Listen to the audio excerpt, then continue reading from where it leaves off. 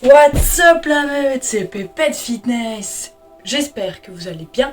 Bienvenue dans une nouvelle vidéo.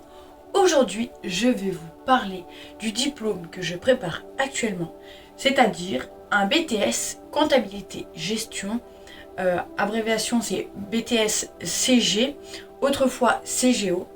Je vais vous en parler, je vais vous dire en quoi il consiste, à quoi il se prépare. Mais avant ça, jingle!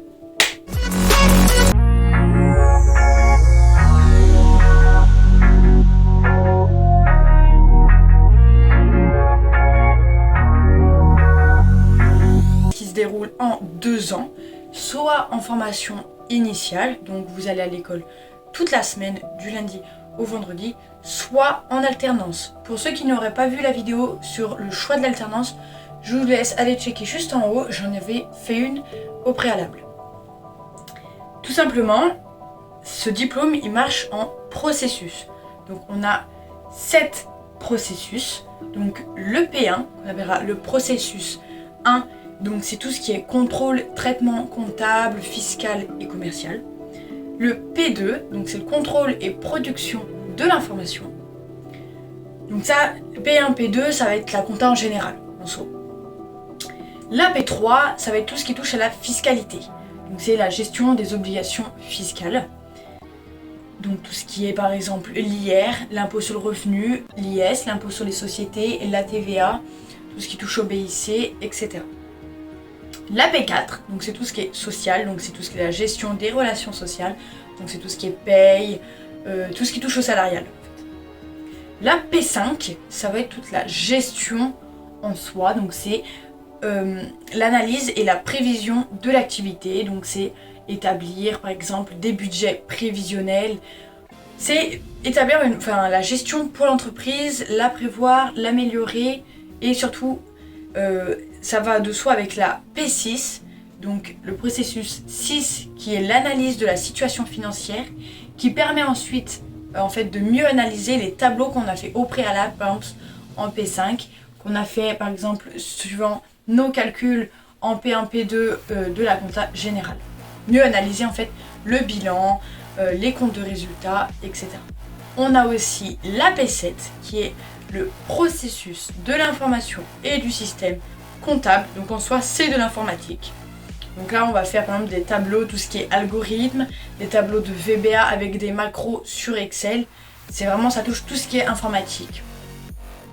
De plus, vous avez d'autres matières dites générales comme la CEJM. CEJM ça veut dire culture économique, juridique et managériale.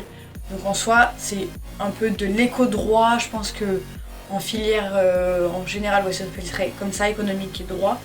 Donc là vous allez vraiment voir toute par exemple l'actualité, tout ce qui touche par exemple à l'entreprise, à son développement, tout ce qui touche aussi au droit, par exemple pour les contrats, toutes les lois, les articles, etc. On a de l'anglais, on a de la culture générale et on a des maths, bien sûr. On n'a qu'une heure de maths à peu près, du moins en alternance par semaine. Ensuite, vous avez ce qu'on appelle des ateliers professionnels. Donc c'est des ateliers qui se déroulent sur 4 heures, un mercredi par mois environ. Et là, vous allez travailler des situations professionnelles qui se dérouleront et que vous aurez besoin pour votre examen. Donc c'est vraiment des gros dossiers. Vous avez, généralement, ça se fait en groupe ou tout seul.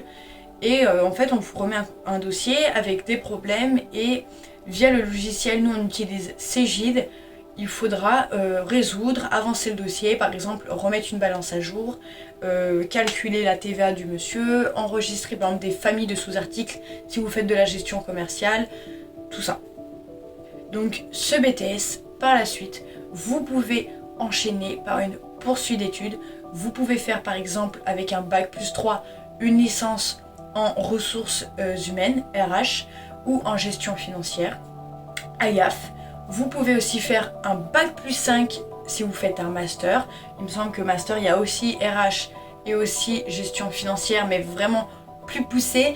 Il me semble même qu'il y a pour faire responsable des achats et des ventes. Et tout ça, vous pouvez évidemment, quand vous allez intégrer le marché du travail, tous ces diplômes, ces compétences acquises pourront vous donner une évolution de carrière. Par exemple, vous pouvez commencer assistant comptable, comptable, chef comptable. Vous pouvez même faire, si vous faites un bac plus, il me semble que c'est bac plus 5 ou avec un mémoire à rendre au bout de 3 ans, vous pouvez faire expert comptable.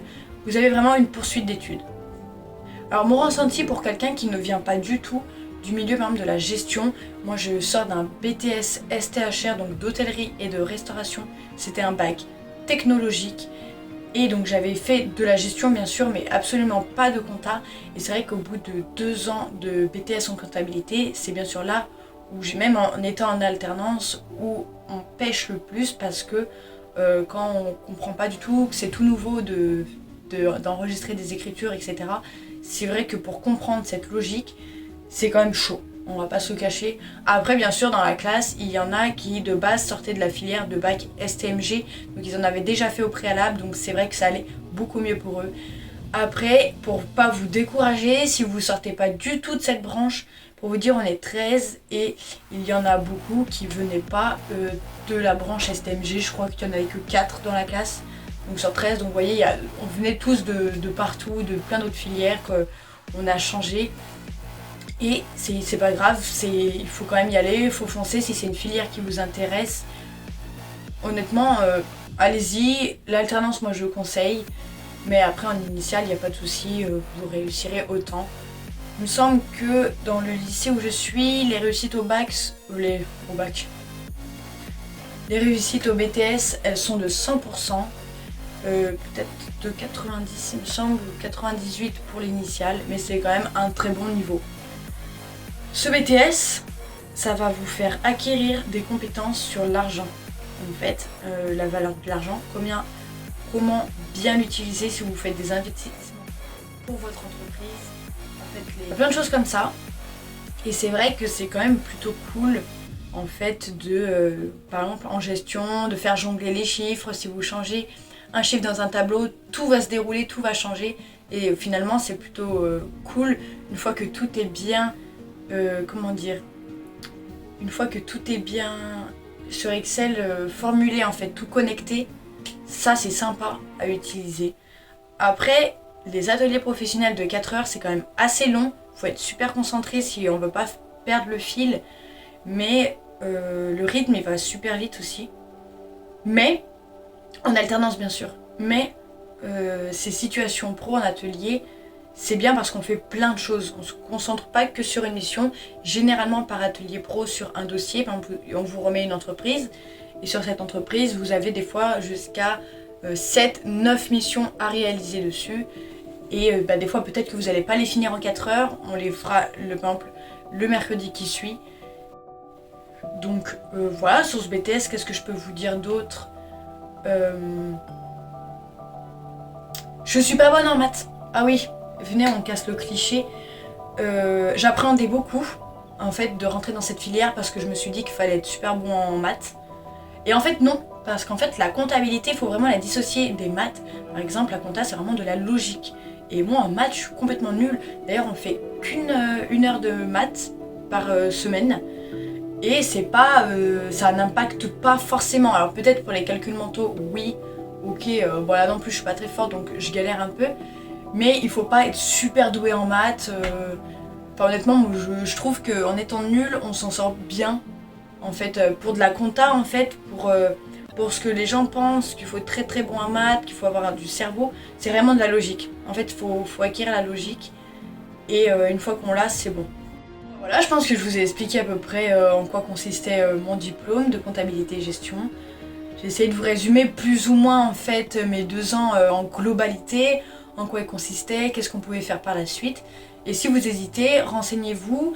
Vous allez voir peut-être que de base c'est une filière qui allait pas tellement vous intéresser, mais si vous êtes un minimum curieux, je pense que cela peut vous plaire. Et il faut juste vraiment pas avoir peur, par exemple d'être nul par exemple en maths. Il faut pas que ce soit un frein. Faut pas que vous vous disiez que les maths c'est un frein, surtout pas. Donc voilà, donc je vous laisse sur cette vidéo. N'hésitez pas à aller checker ma vidéo que j'ai faite sur l'alternance. Dites-moi en commentaire dans quelle filière vous pensez aller l'année prochaine et où. Et on se retrouve dimanche prochain à 17 h pour une nouvelle vidéo. Allez, bon après-midi! Aouh.